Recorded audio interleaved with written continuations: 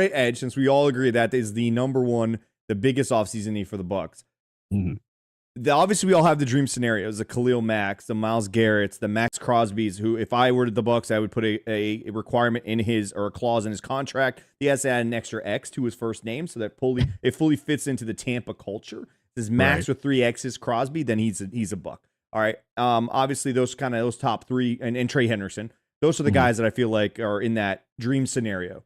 Now, I'll let you talk about the dream scenario, and then I'll have you kind of give us more of the bargain bin or more realistic options or things that don't necessarily break the bank, but fit more in line with what Jason Light, the front office, like to do, and not necessarily handicap this team moving forward.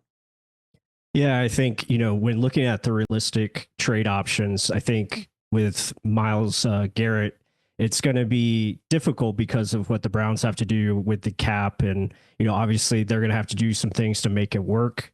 Obviously they have to agree to trade him. That's going to be the biggest obstacle. I think they're going to try to hold him and see what they can do as far as making it work and making him stay. But that's going to be tough because you're going to continue to get phone calls for his services. But obviously he would be the top guy to go after, but the cost would be severe because you'd have to give up probably multiple first round picks.